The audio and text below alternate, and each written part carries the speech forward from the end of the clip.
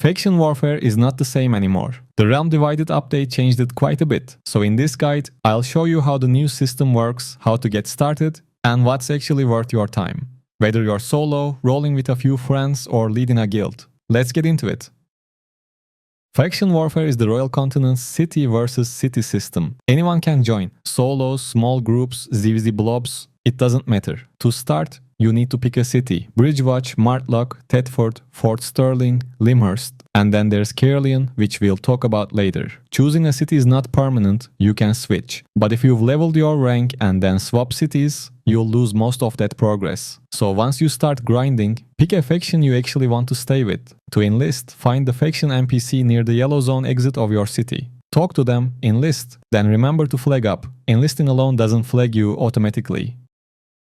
Yellow zones are IP capped, fair fights, no 8.4 credit card enjoyers deleting you instantly. Red zones are full loot with no IP cap. Bring what you can afford to lose. Most players run around 6.1 gear in the red zones, strong enough to matter, cheap enough to die in. Once you're flagged, open the world map. You'll instantly see which zones your faction owns, which zones are being attacked or defended, when sieges are happening, and most importantly, where you actually want to go. This lets you skip the dead zones and head straight to the real fights. And with the new update, you can teleport straight to the front line. It costs some silver, but it saves you a long ride. Totally worth it. Just make sure you check if it's a yellow zone or a red zone fight.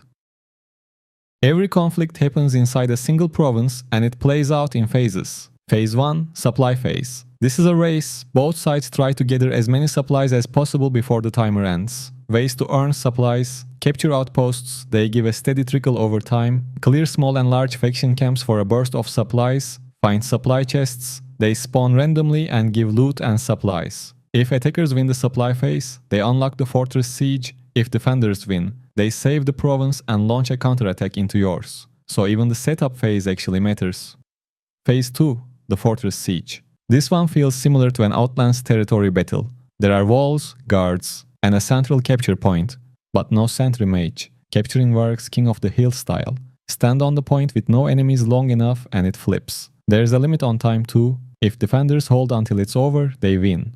Both sides must bring siege hammers. Attackers need them to break walls. Defenders can use them to repair. And once a wall is broken, it stays broken for the rest of the fight. To prevent defenders from hiding inside forever, battle buff camps spawn around the area. Whoever captures them gets strong buffs for the whole siege, so defenders have to send people out and contest them. This creates small skirmishes across the zone, while the main force holds the fortress. If attackers win, a new province opens up and the war continues. Faction warfare can literally go 24/7.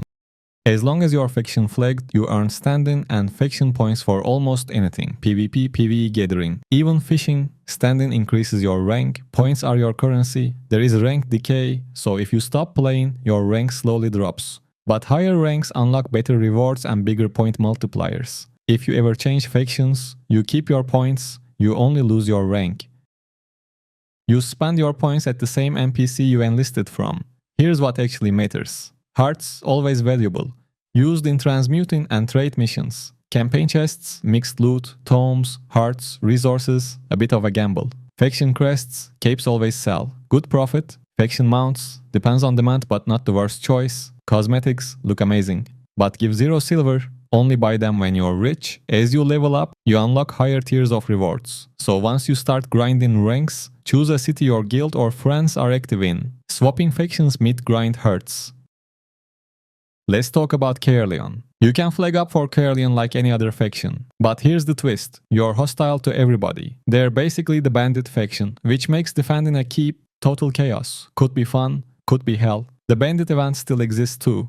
It flips every red zone outpost to Caerleon and starts a 1-hour full loot race to capture as many outposts as possible. No fortress mechanics, just pure outpost mayhem.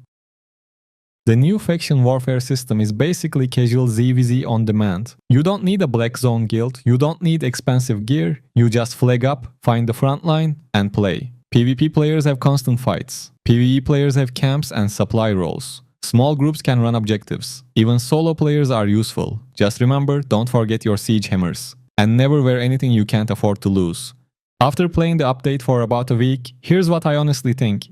It's a pretty solid update overall. For solo players, it's not perfect. The most reliable way to make silver right now is playing with a red build, which can be fun, but it's kinda the only real option. You can farm the faction camps solo, which works, and the rewards are alright. But let's be real. You'll probably make more silver doing black zone camps with cheap sets. Still, while the update is fresh and everyone's hyped, I think it's worth trying as a solo player. It's chaotic, it's active, and it does feel fun right now. I'll share a red build guide very soon, so if that's your playstyle, make sure to subscribe so you don't miss it. For small groups, this content shines. There are a ton of newbies running around, and with a well-organized small team you can wipe massive blobs of random players. That feels very satisfying.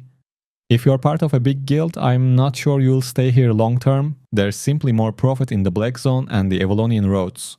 But I am already seeing faction-specific guilds forming and actually enjoying this content, and I think they'll stick around. If you're mostly a safe zone player, this update just gave you way more content to enjoy. It's not my personal playstyle, but it does give that player base new objectives and a never-ending war to take part in. Overall, we'll see how the community reacts over the next few months, but right now, I think it's a decent update. Let me know what you think down in the comments. And thanks for tuning in. Take care.